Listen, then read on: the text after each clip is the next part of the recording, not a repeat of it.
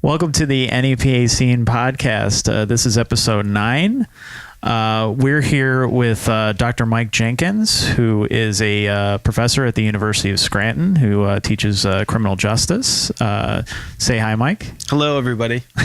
Wait, you're a doctor? I'm not a real doctor. Hi, Dr. Mike. This is a fake doctor. I'm not helping anybody in real life. That's okay.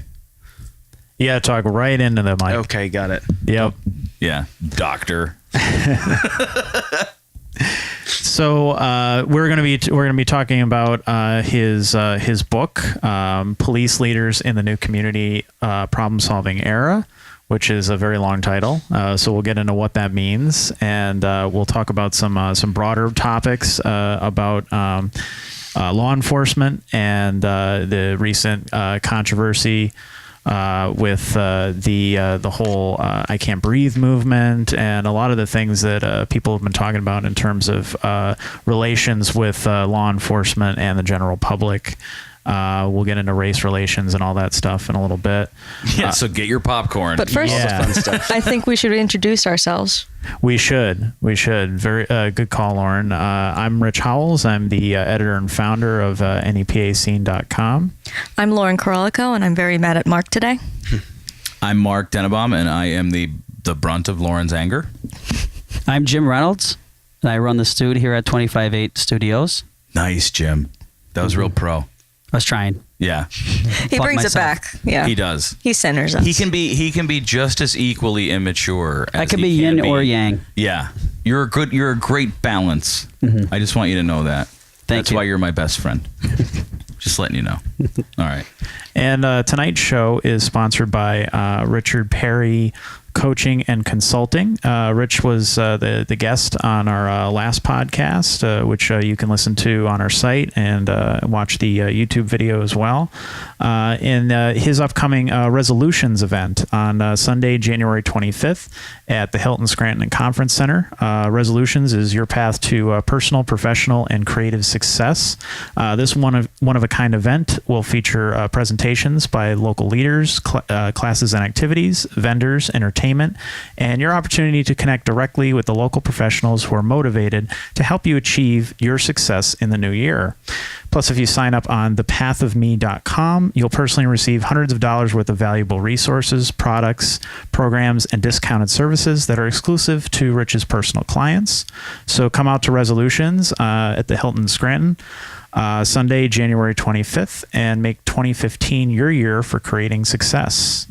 NEPA Scene is also a proud sponsor of Resolutions, and we'll see you there. We actually have a table at the event, so we're looking forward to that. What's the name of the website?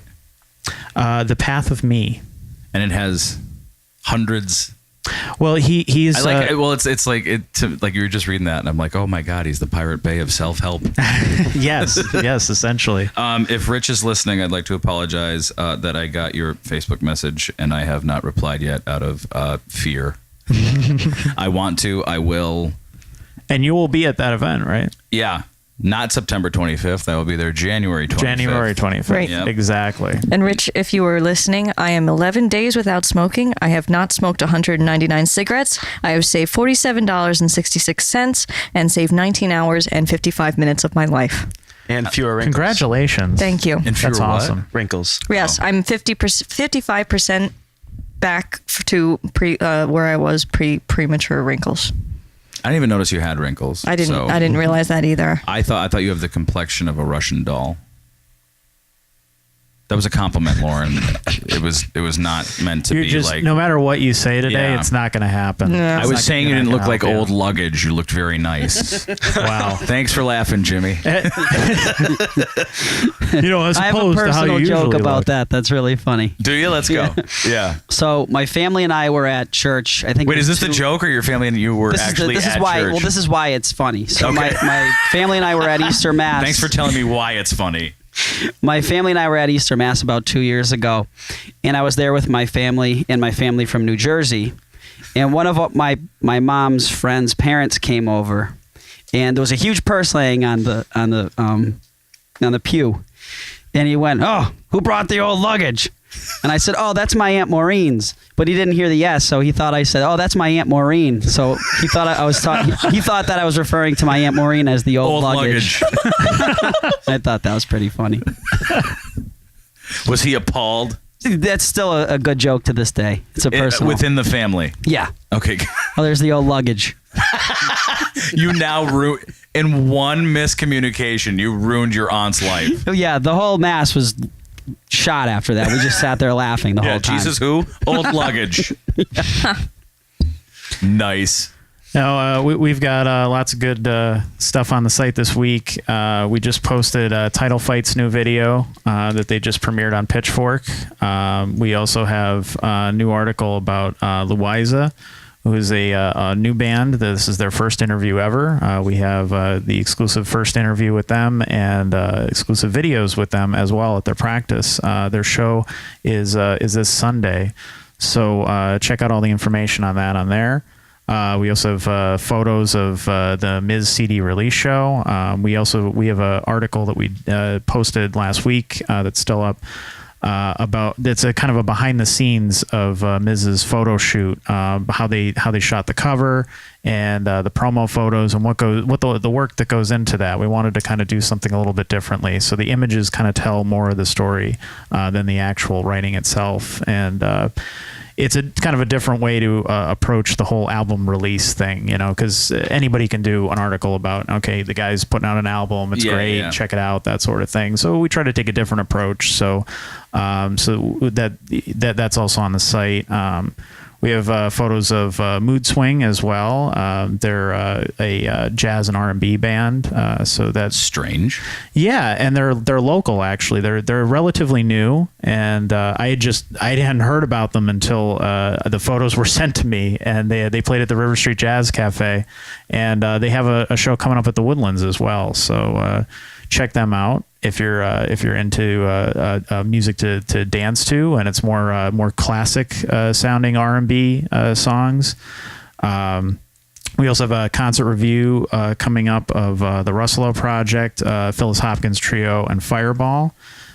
We have all. I usually don't plug these, and I should. Every week we have great weekly columnists. We have Drunk Illustration Tuesday, which is my cousin Brendan, who is studying, and he's actually in Japan. He's actually teaching kids in Japan, which is really crazy to think about, because when you listen to the podcast, you're like, how is this guy a teacher?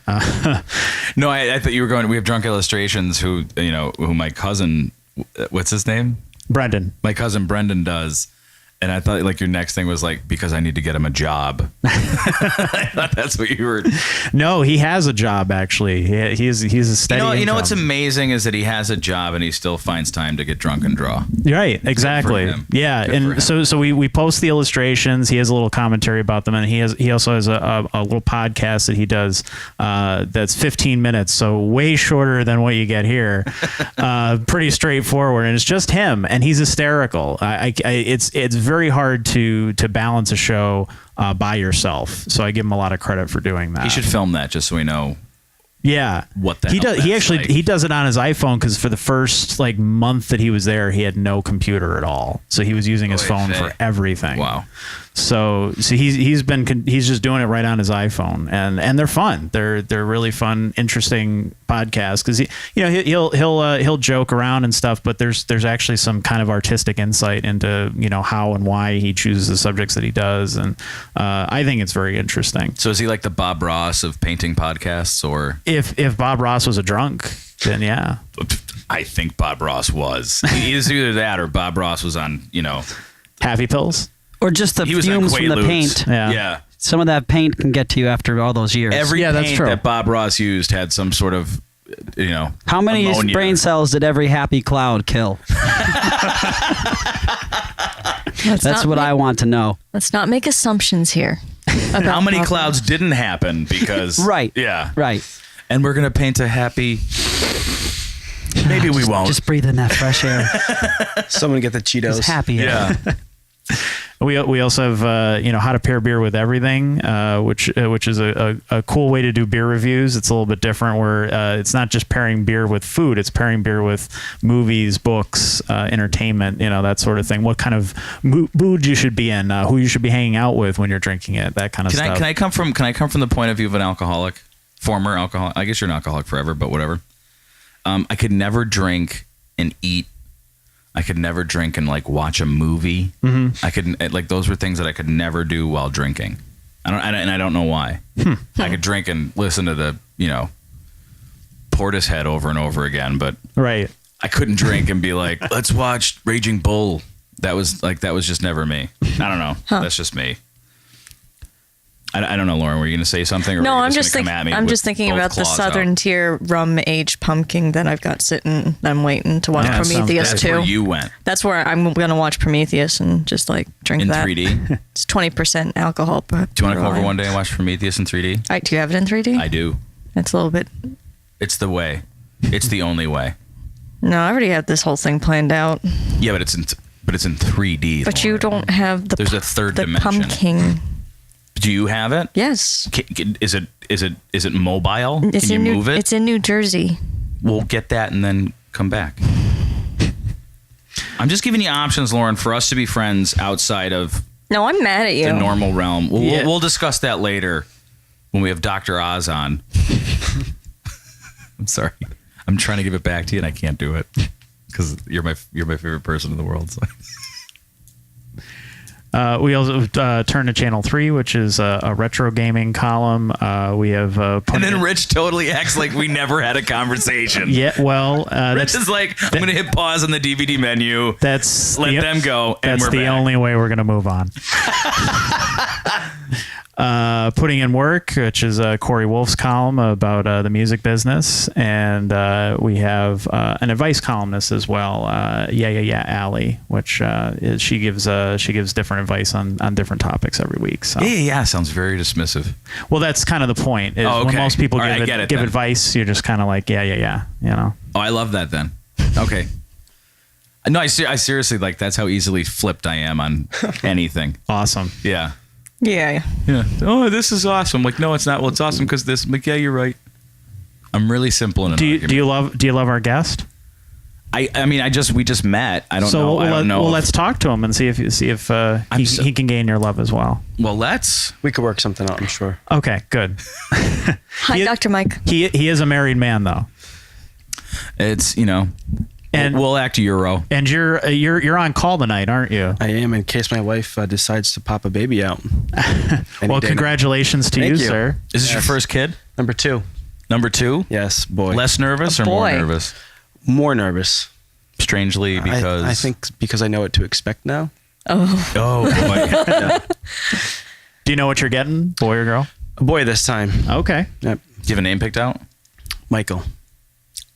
Okay. Not Good named choice. after me, but after my grandfather. And then the middle name will be Charles after my wife's grandfather. That's a good name. Yeah. That's a very good name. Charles? Yes. Michael It's a Charles. strong name. It's a strong name. Well, both names I think are very strong. It's a dignified name. Yeah. It's my father's name. Your dad's name is Charles? Yes, it is. Does anybody call him Chuck? No. Okay. Don't you dare. I wouldn't. No. I was just saying because I didn't know if he was one of those. They call him Los. That I don't get that one. No. Los. Yeah. LOS? Yeah. What? Don't worry about it. All right. So Mike, you're also an author as well as an educator, and tell me about this book. Now the full title is Police Leaders in the New Community Problem Solving Era. Now, what exactly does that title mean? Sure. It comes from initially a study that I was doing as part of my dissertation at Rutgers School of Criminal Justice in Newark, New Jersey. And the way that I got involved in this study is that I was working at a place called the Police Institute, and I was a case manager for New Jersey State Parole, part-time, working on their Serious Violent Offender Reentry Initiative. So that position, as well as the research assistant position, they were both within the Police Institute at Rutgers. And the faculty chair of that institute was George Kelling, who many people know for the broken windows theory that's come under a lot of fire and received a lot of attention over the last few months with the issues that have been arising in policing.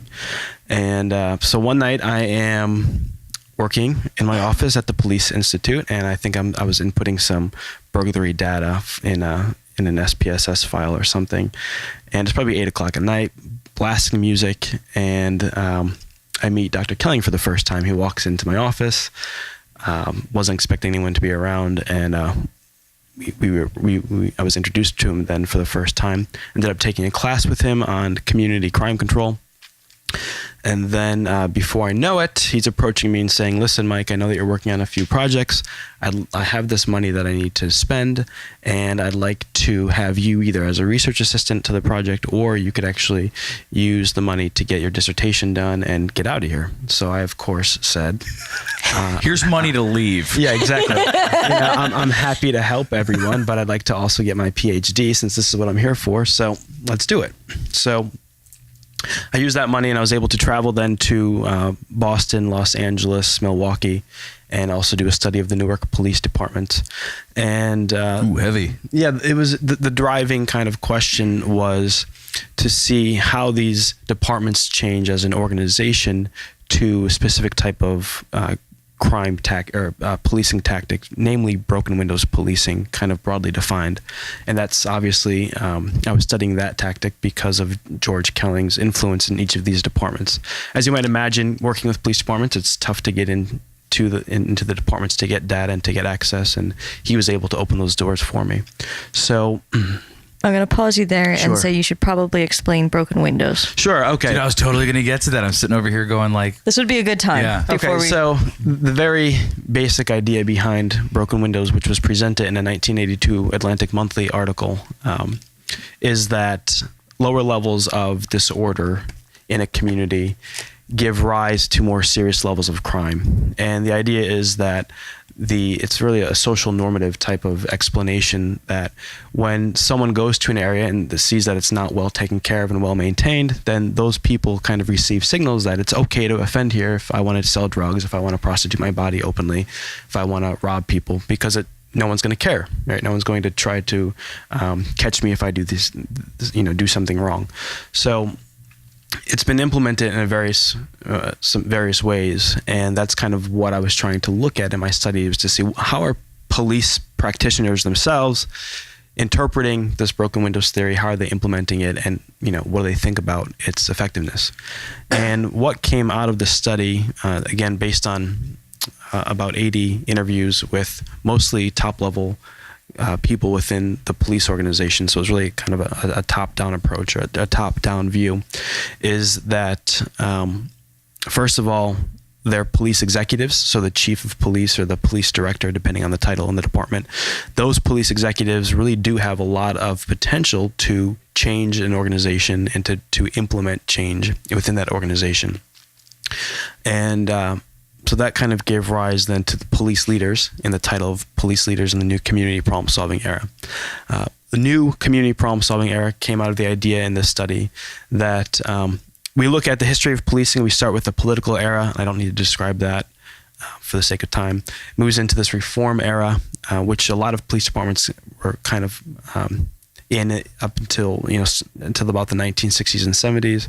And then starting in the 1970s, we start to get more involvement with the community and looking at not only responding to crime and trying to prevent crime, but also looking at how we might prevent crime and prevent other types of problems from arising, including disorderly problems. So you're seeing now how broken windows fits into this larger type of strategy. And so the new part of the title really speaks to this idea that we're still in a community problem-solving era, but the role of technology and the understanding that this is a organizational-wide type of strategy is what makes this community problem-solving era new. that police practitioners are understanding that it's not just a small part of their organization. It's not just a couple officers within their police department, but rather it's the entire department that needs to be on board with community problem solving. So that affects all parts of your organization. It affects the primary tactics that you're going to use. It affects the structure of the police department. It affects how you reward police and how you measure what they're doing and how you measure the outcomes of what police are doing. So that all pertains to everything. And when you say top down, it has to do with even social outreach. It has to do with community outreach. It has to do with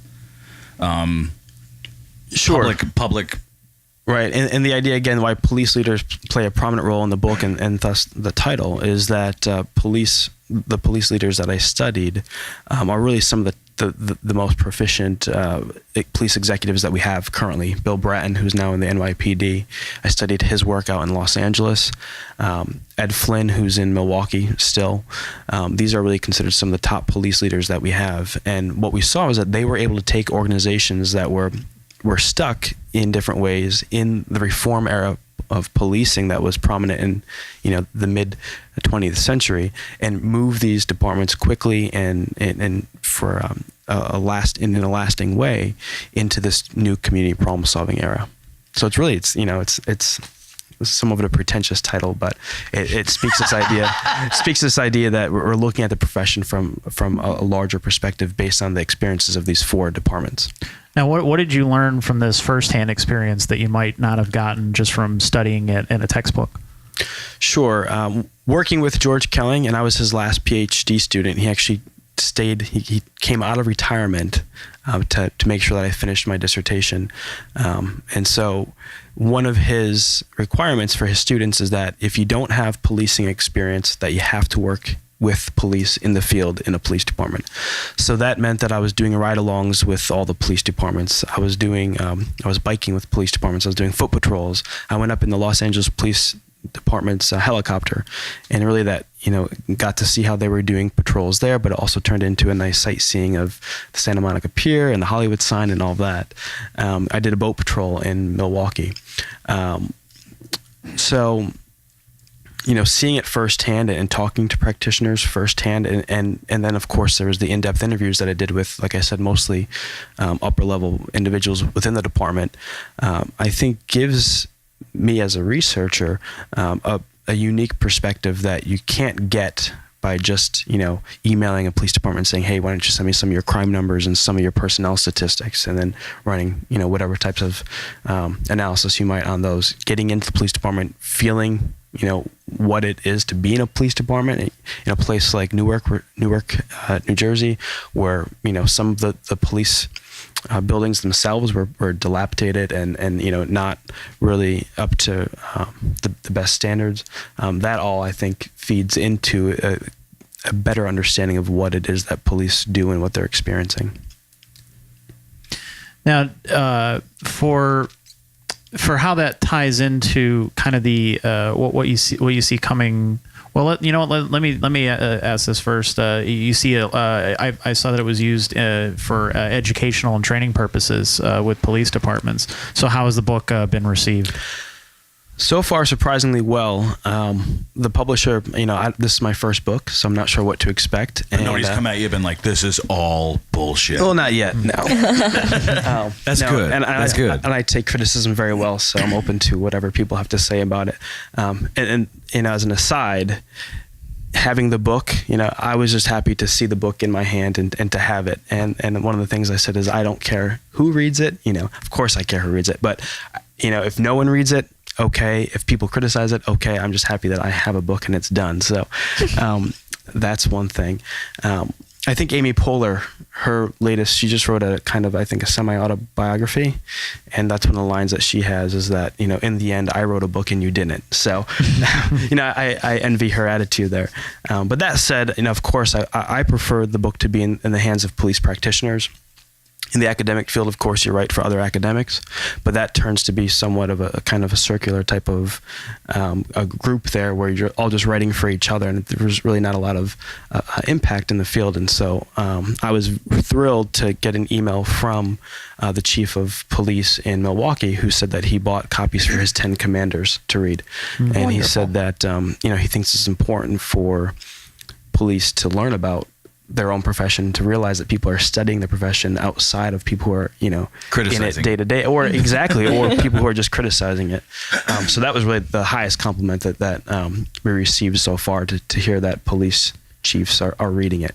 And, the Scranton police chief has a copy, and quite a few other police practitioners who I know or don't know also have told me that they've purchased the book. So, what would an average civilian get out of the book? I think that your average educated person who has an interest in policing would get quite a lot out of the book in terms of a little bit of the history of where the profession came from, and it help explain where we are today, as well as what police are doing today. And if you're talking about Los Angeles Police Department, Boston Police Department, these are departments that most people will say are kind of at the cutting edge of the things that are being done in policing. So you could all watch Cops, you can watch CSI, and get somewhat of a false view of what policing is. But in the book that I wrote with my co-author John DeCarlo, I think we give a really factual and realistic presentation of what police are doing today in terms of working with the community to respond to the problems that the community defines as problems. Well, the thing that struck me immediately, about the title and just kind of reading a little bit about what the book was about and everything, is that's such a big part of the national discussion right now. The law enforcement and the community, and how they're interacting and how they understand each other. And there seems to be this overall general sense that they're not connecting that the way that they should be, and that sort of thing. But from what you said, you see a lot of the tactics that these law enforcement agencies are using, and they're on the cutting edge. And so there's maybe another side to the story that is being drowned out. Do you feel? Oh, absolutely, yeah. At the core of what police do is the relationship with the community. And I think what we're seeing, receiving a lot of attention in these events in Ferguson and in New York with the Eric Gardner case, is that we're focusing on these instances in which the police and community did not relate very well together. And in some cases, I think in Ferguson, there might be a good case to be made that individual incident is the result of larger types of rifts between the police and the community there. But I think in New York, they had pretty good relationships with the community generally. And so I don't think it's always fair to say that this one egregious incident is indicative of some greater rift between these two groups in a police department, and certainly not for a profession as a whole. I mean, wasn't New York having a big problem with prior to that, the whole stop and frisk thing? I mean, do you think that and look, that topic specifically, I think was a little hot button because it did profile. Yeah, a lot of these are hot button issues. Yeah, and it's not to say that it happened every day or whatever. It's just a lot of the times it seems like, and I'm not calling anybody like that, so a lot of the times it's the vocal minority that creates the loudest dissent. Yes, I think there are people who have certain perspectives of what police are doing, and sometimes those ideas about what police are doing aren't always in touch with reality. But when they see certain things, they like to use, again, these types of incidents to prove certain points, again, that may or may not be true. But when you talk about stop, question, and frisk, it has been a problem, it seems, for people. And I'm not sure exactly, while the stop, question, or frisk debate was going on, it was based on a federal case there, New York versus Floyd, where the judge said that stop, question, and frisk was being done in a racially biased way. But even during the height of this debate, there was a CBS Quinnipiac poll that asked New Yorkers, hey, what do you want? What do you prefer? Do you prefer safety, or do you prefer people being stopped, questioned, and frisked? And the conclusion of the poll was that people want to be safe, even though this tactic of stop, question, and frisk was coming into question. So again, you said it's a problem. I think it is. There's certainly issues there. I don't know that's as big of a problem as people were making it out to be.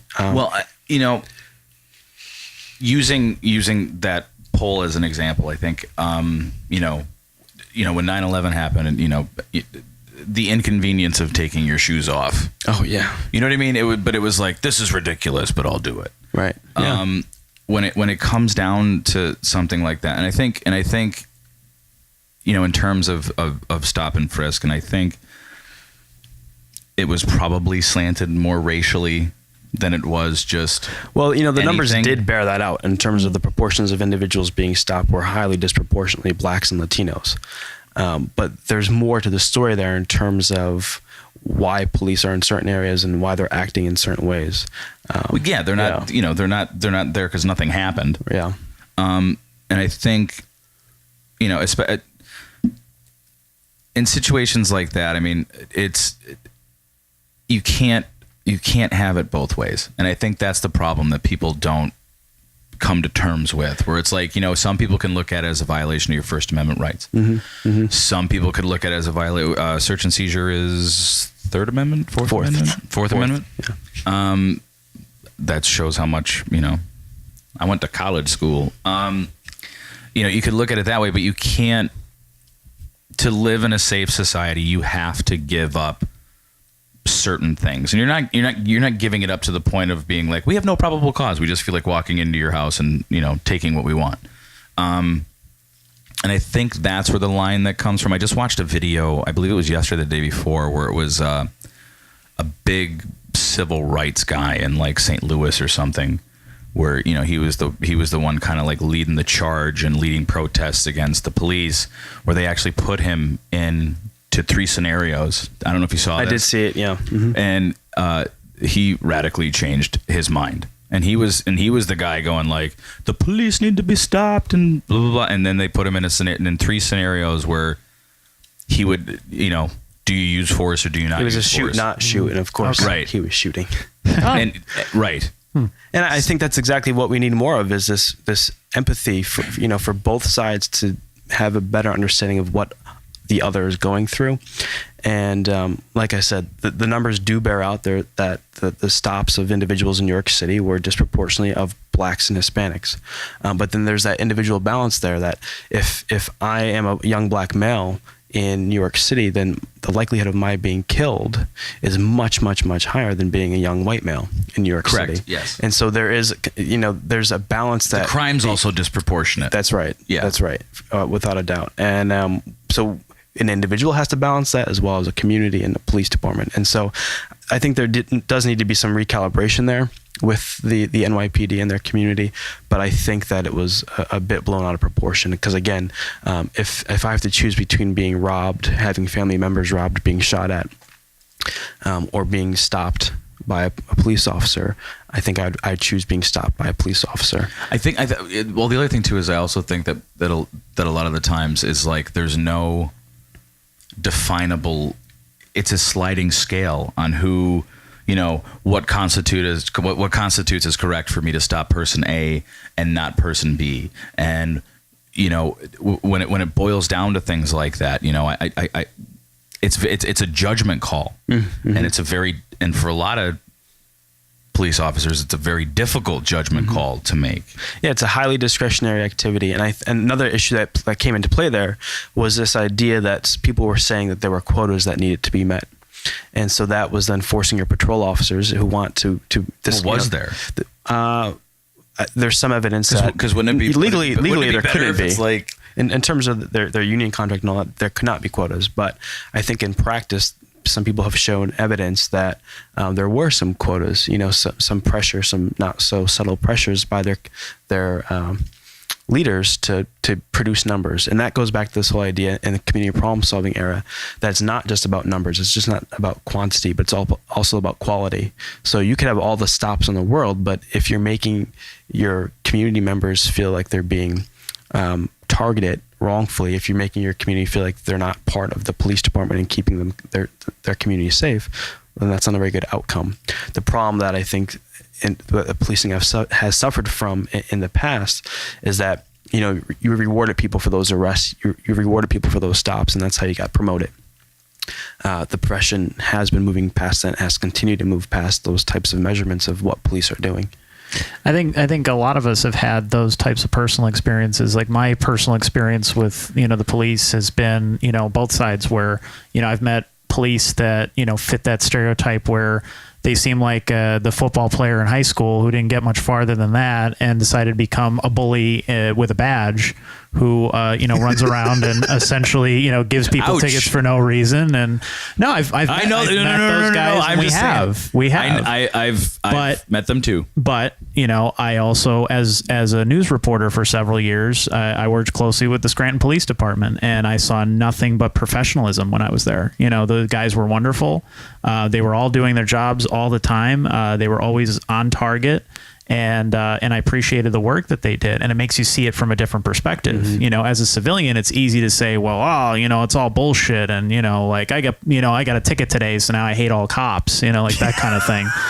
And I was speeding and they caught me. Right. Exactly. Yeah. Well, blaming other people right. for but seeing it from their perspective, it gives you that other side of it, and you understand that and so to me that leads into is it the whole bad apples sort of thing, mm-hmm. where, is it, the case of Eric Garner and Michael Brown? Are we talking about overall, everything's, fairly on target, but you have these couple of guys that are screwing it up for everybody? Or is it maybe symptomatic of the way the department handles things overall, that led into incidents like that? Yeah, that's the precise way that we talk about these types of incidents and the individuals who are involved in them. Is it a rotten apple or is it a rotten orchard?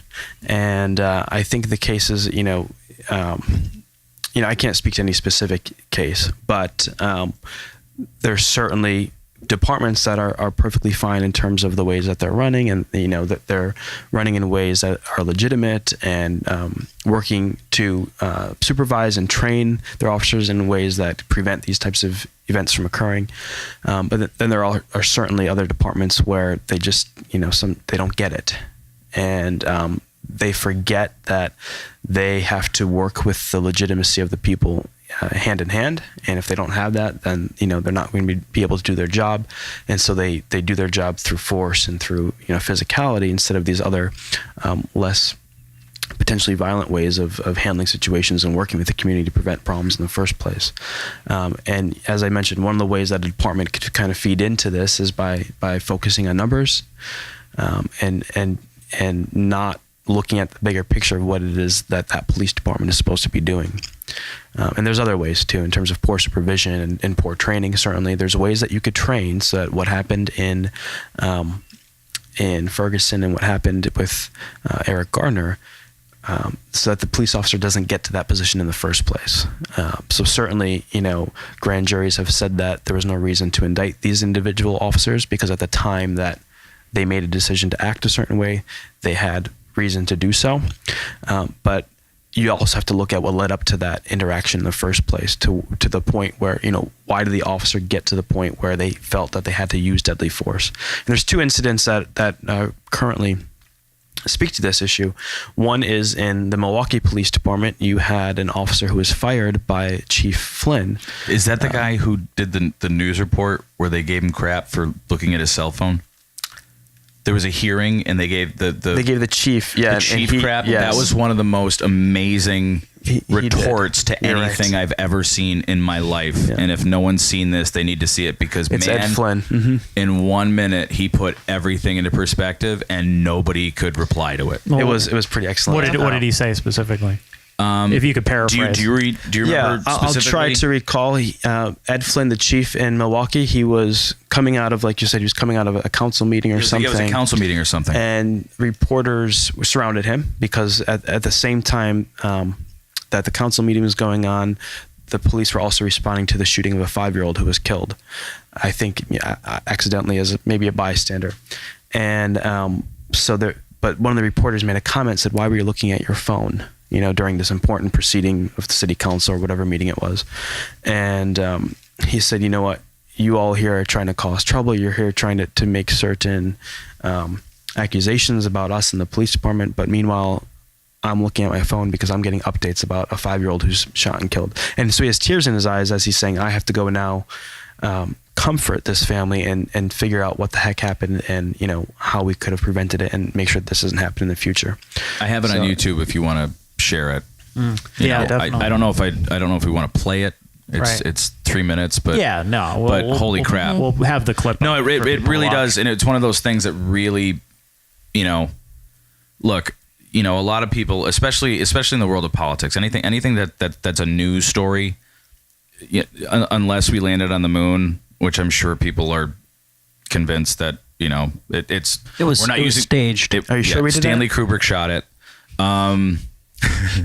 But regardless on what your opinion is on that, there's going to be people who, even if they're not saying it's staged, it's a misappropriation of resources, or there's always going to be critics of everything that happens, and everybody's going to think they have an opinion so they can feel important. In terms of what's I hate to go biblical or whatever, but you really can't know anything about somebody until you walk a mile in their shoes.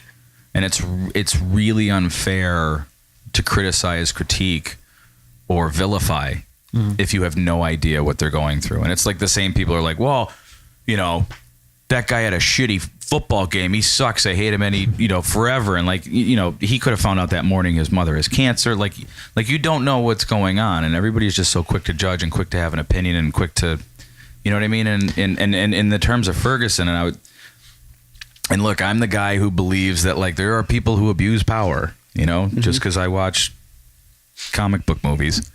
There are people who abuse their power. But in terms of Ferguson, I'm like, something doesn't seem right. Wait it out.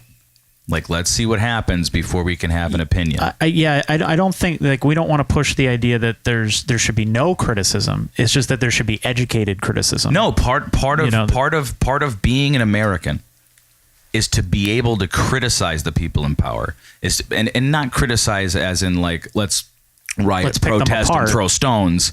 It's let's ask tough questions. Let's put their feet to the fire, and if they have an answer, then they know what they're doing. Right. You know what I mean? If they're like, well, I don't, whatever. I'm slowly losing faith in you. There's two parts to that.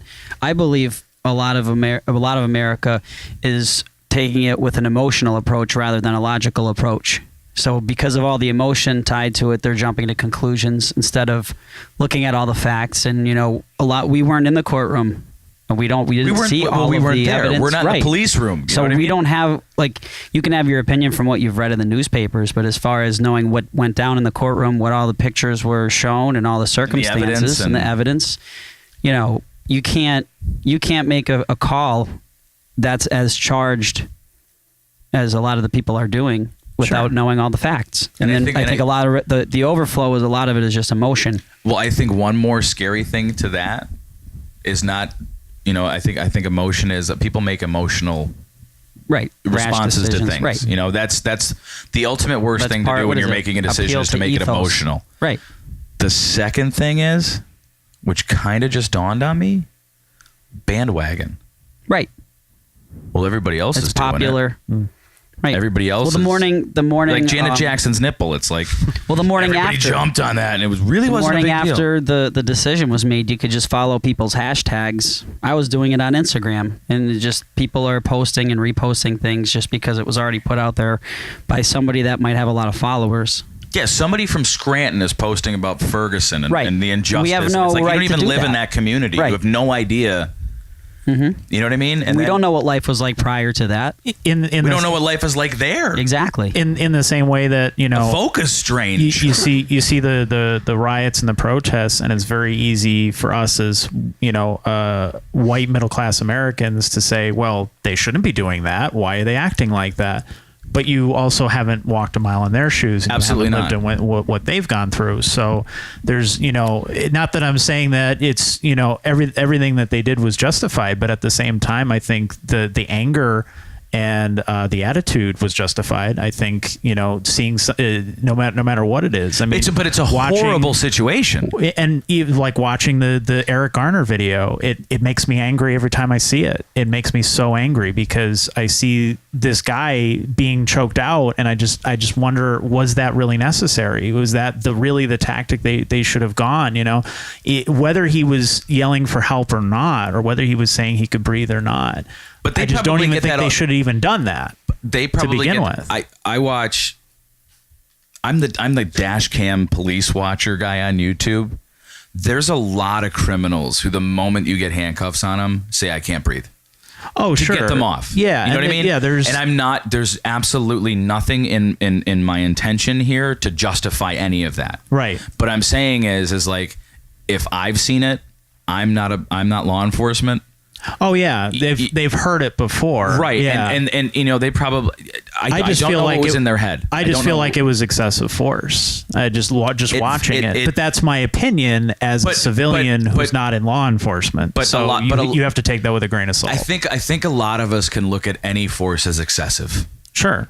You know what I mean? So it's like, you know, well, why don't you hit him in the head with your baton instead of shooting him? Like either way, you know, it's still force. And then to put a degree on it of whatever, like, Yeah. they didn't put a gun to his head. Right. You know, like I swear, I hope, and I'm not a gypsy, but I'm pretty sure that the police officer that did that, it was not his intention Oh to yeah. have him die. No, absolutely not. No, I don't believe that at all. Right. He's not out like, we need to kill, you know, a guy on the street selling cigarettes. Right. You know, I don't think that was his intention. I think it was I think it ended up being horrible for both parties. Sure. And just yesterday I saw another cop cam video where a police officer shot an unarmed man. Mm. And it was a group of them. There was about 3 or 4 of them. It's making its rounds to yesterday and today. And there's a police officer, and all you see, it's the view from the police car heading to the scene. Must be a dozen cops already there. And the police car pulls up, and the police officer, it's at a railroad tracks, and the police officer that did the shooting walks over and collapses in front of that police car and weeps uncontrollably because he knew he shot an unarmed person, but at the same time, he thought his life was in danger. And these are split-second decisions that these guys are making. Right. That's why I think the more instructive parts of these interactions are not necessarily the immediate interaction between when the officer felt they were in danger and when they decided to use force, but just prior to that, and even, you know, going kind of more long-standing in terms of, you know, Eric Garner is a good example of that case. That was not his first run-in with the police. And so a lot of people use that as a justification for having to use force with him because, you know, But I don't think he was the a police hardened criminal. officers who showed up there knew that it was not his first run-in with the case. Well, he was, or did they? Well, I don't know. that's the Some might point I'm have, making. That's yeah. the point I'm making is that they should have known that. And more importantly, that police department, those officers with the community should have done something months before, maybe, you know, arrest 10, arrest 11, arrest 12. You know, there are things that we could have done to prevent him from doing the behavior that they didn't want him to do, right? Now, people argued about whether or not they should be selling Lucy cigarettes.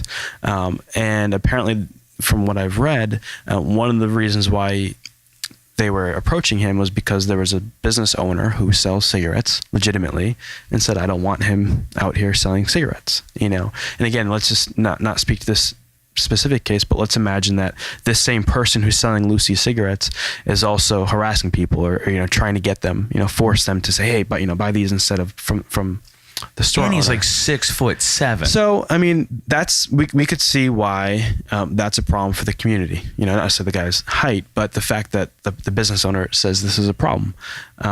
But how could we have, what could they have done months before to help Eric Garner make a decision that did not involve the behavior that they were trying to stop? And that's kind of the underlying principle behind problem solving, is that, instead of having police continually respond to the same incident, the same incident, what are other ways that don't involve arrest, that don't necessarily involve citation, but that involve other parts of the community, whether it be, a mediation between that individual and business owner, something that the police could take charge of to prevent this problem from arising. And then, of course, there's the training issues when it comes to the more immediate incident. There's this case. The second case I want to mention outside of Milwaukee was in Ohio. Tamir Rice, 12-year-old who had a BB gun. Oh my God, that was awful. Was shot within seconds of police responding on scene. I think it was 3 or 4 seconds. As they showed up, they got out of the car and they shot him because they thought that Tamir Rice was pulling a gun on them. And he was pulling a BB gun on them. But again, what could they have done in just a couple of minutes leading up to that would have not put those officers in a position where they legitimately and objectively saw that their lives were in danger, right? Any person in that situation who sees someone with a gun, they're responding to a scene with a person with a gun. When you show up and you see the person with a gun, well then, if that person points a gun at you, then you have the lawful authority to you have use deadly to force. respond. Exactly. But again, what could the police have done? How could they respond differently so that they're not in a position where they're, inches away from a person that's pointing a gun at them? And I think there's a lot of things they could have done to prevent that. And that's what happened in Milwaukee. The initial case was that Chief Flynn, for the most part, seemed to have agreed that the officer did feel their life was in danger, and therefore it was a lawful shooting of the citizen, and it killed that citizen. But Chief Flynn said the officer responded initially in a way that put that officer in the danger that he found himself. So the officer's actions led him to be in a position. Exactly. And so, he's justified at the moment for pulling his weapon and shooting someone. But we have to look at, the seconds and minutes before that. What could they have done differently to have prevented themselves from being in that position in the first place? And so he inflamed the situation. Yeah, from at least that's what the chief exactly deduced. That tactically, he could have responded in a way that would have not gotten himself in a position where he felt his life was in danger. See, and I think that's another thing too, where people don't realize is like, sometimes you're Taylor Swift. Sometimes it's your fault. You know what I mean? Like sometimes you're the one, that it's you. And it's not to say that, but that's anybody. Like that's why this is such a difficult thing to discuss, because it could be anybody in any situation. It's like you could have not gotten in a fight with your mom if you just did your homework. You know what I mean? And we're, like you said, we're reluctant to criticize police because of the responsibility that they have and the position that they put themselves in to keep us safe. But at the same time, because of the awesome power that they have, I think that comes with a lot of responsibility to be open to some form of constructive criticism, and the idea that we need to hold them to a very high standard. And like you said, it's impossible. It is an impossible mandate that police have, that at the same time they're taking away the people's freedom, they have to be maintaining their individual rights. It's not possible, and yet it's what we expect of them every single day. And so police, they're human and they will make mistakes. And I think it's important for us as a community, as members of the community, to allow them the space to make those mistakes in ways, but then to also hold them accountable in the right ways.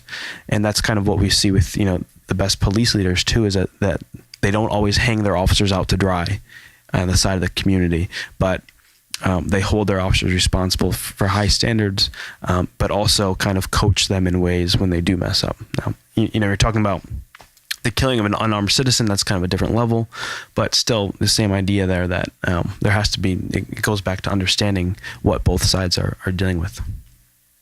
There's what you were saying reminded me of a Jon Stewart quote, so I just looked it up real quick. You can truly grieve for every officer who's been lost in the line of duty in this country and still be troubled by cases of police overreach. Those two ideas are not mutually exclusive. You can have great regard for law enforcement and still want them to be held to high standards. Mm-hmm. And that's when he said that. This was back in December. That was when the grand jury came out. Yeah. Right. Yeah. And I thought that summed it up pretty well. That's kind of summed up how I felt about it. Where I think we need to see both sides, and we need to understand. Like I when I saw the I Can't Breathe protests and stuff like that, it was like, yeah, I get what I absolutely get what you're saying. And then I see the police officers turning away from the mayor, and I go, that's a little childish, but okay, but that should be the higher standard. That should be the example of the higher standard. And whoever's the head of the police officers union, and whoever's the chief of police in New York, there should be punishments for that, because it's not about it's not that moment at a funeral.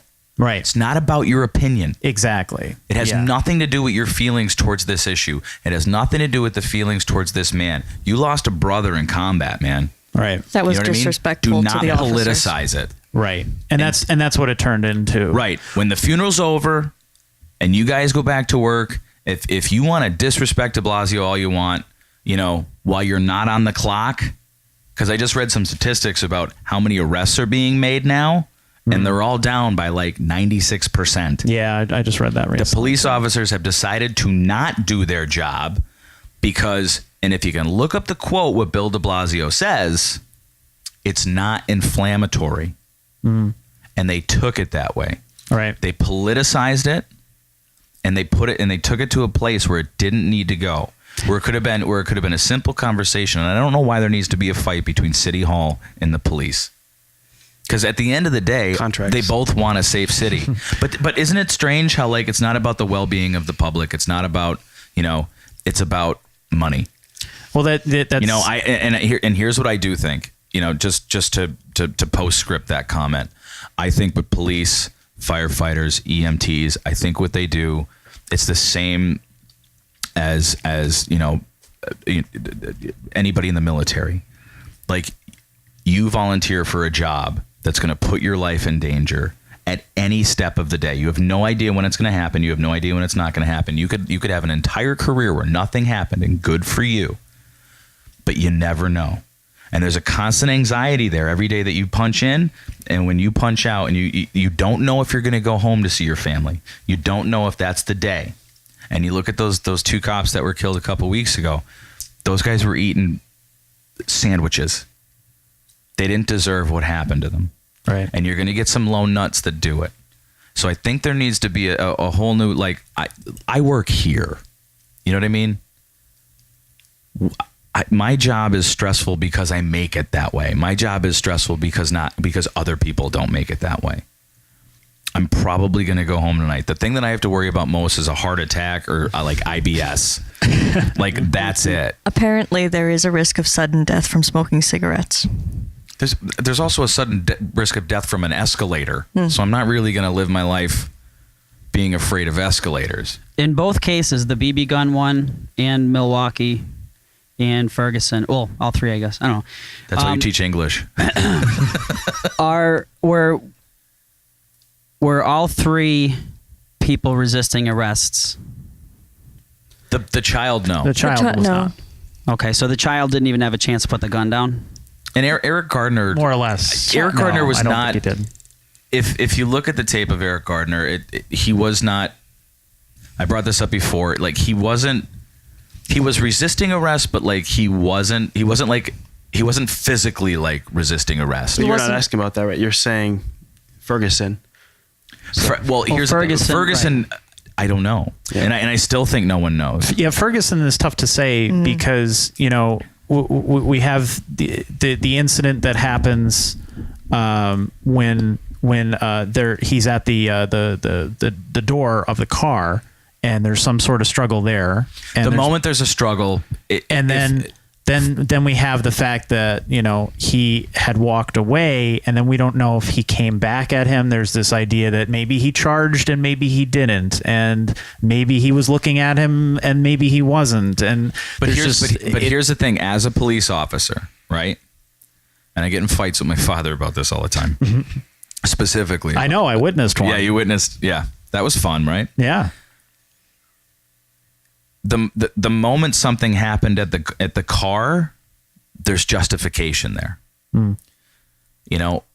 He's the police, Darren Wilson, right? Mm-hmm. That police officer at that moment when I don't care if you're African American, Latino, polka dots, a Klingon, you go to a car and you reach into a police officer's car, you're giving him provocation. Okay. To me, that means I have no idea what this guy is going to do next. Okay. He's already reached into my car. He's gone for my gun.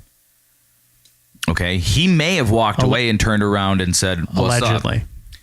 Apparently, forensically, they explained that something did happen at the car. They did find blood, in the car. Okay, so something happened. Happened at the car that drew blood, and I'm sure it wasn't a paper cut or a loose trapper keeper. Sure. That did it. So we have to presume something physical happened at the car. Mm-hmm. Now, the question is, right? If the shots were fired at the car, we probably wouldn't have an issue right now. Right. The fact that he walked away and we don't know what happened after that. Right. That's where the problem lies. Yeah. Because to me, it seems to me that he kind of got away with assaulting an officer, and then he would have been better off just like walking away. Because they didn't fire at that moment. He didn't fire at that moment. And then now you look at this cop who's not, back to, I don't care if you're African American, Latino, or a Klingon. When somebody of that stature comes to you, and Wilson's only like 5'8", 5'9", he's not a large person. Like, that's intimidating. Like, Rich, you're taller than me, and if you came at me, I think they're both the same height. But no, it wasn't. But wasn't Michael Brown he was like 6'5"? Was heftier, I think. Well, I mean, he looked same height, but one. Well, he looked like Michael a nose tackle for like heftier. The Eagles. Like he was a big dude. You know what I mean? Right. And when you watch, and there was surveillance video before when he stole cigars, right? Mm-hmm. He stole cigars. There was no weapon involved. No, you just pushed the guy around. Yeah, but watch the reaction of that. Like what was that store owner supposed to do? Right. You know what I mean? You just stole from me. You committed a crime. And then what you say to me is, what are you going to do about it? Nothing. I'm going to call the cops. That's all I can do. That's my recourse. That's what I'm going to do. So in the Ferguson situation, like, I don't know, and that's the thing that like really bothers me, is that like, I don't know. And part of me is like totally justified. And the other part of me is could have been handled better. But that's one of those situations where, like, unfortunately, it ends up the way it ends up. Should somebody be held accountable for it? I'm not really sure, because what happened. There was a big uproar, and it brought to the forefront, some sort of, problems with the police. But, there's like I said, there's problems with plumbers, man. There's some plumbers who steal there's, you know what I mean? There's. Mace. You said a bad apple, or is it a bad orchard? I think it's all bad apples. I don't think it's a bad orchard. I think the orchard I was just talking about was the police department level. Right. So that's what I'm saying is I don't think it's like this systematic, like, hey, shoot first, ask questions later. I think it's, I personally don't think that Wilson's a bad cop. I personally don't think that the cop for Eric Gardner is a bad cop. I think that it's a bad situation. Right. And honestly, everybody's a victim in it. And it's like Mike said, the training that leads up to that as well. Was the training sufficient? Was it the kind of do they have the kind of situation where you have a boiling point like Ferguson, where it seemed like I don't think this one incident is the thing that really started all this. I think it boiled up to this point, and then this incident happens, and then it sets off these riots. Well, it's the match. We've had it happen in our own city Yeah. before. Have we? Yeah, there was I believe it was like maybe 4 or 5 years ago. There was a woman that was she was mentally unstable. I believe it was in North Scranton. She was I think she was naked, and she had a knife, and the police shot her. Oh yeah, I remember that. That's right. So I mean, Well, there was a lot of question about that, but we didn't start rioting in the streets. So I think if that was happening on a very large scale around here, maybe then it would lead to rioting in the streets. Did they declare martial law here after that happened? No, No. but now going back to Ferguson, it's like, oh, the grand jury comes out with their decision, and if I'm not mistaken, the police were kind of like told to like stay back. The police were Let them removed burn it from the down. situation. Finally, yes. After initially being perceived as being a little heavy-handed with their approach, they said, give people some space to present their. And can I just say for the record, can we stop getting Al Sharpton and Jesse Jackson involved in these situations? Because I think it inflames it more and it makes it worse. Well, they're opportunists. That's the emotional riling that's happening. Yeah, when Ferguson first happened, Jesse Jackson went down there, and the residents of Ferguson are like, "Why are you here?" Like, Right. go Well, home. I don't know. I'll keep that for another. They're like podcast. these That's a whole useless other TV podcast. pundits, just in a different form. That's all they are. I just find it they're entirely. these guys that they rattle off the Well, they're fanning the flames the of same it. shtick wherever they go, and they profit from it. That's the thing is you have to always consider the source, and when it comes from people like that, you're like, well, what do they have to gain by saying these things?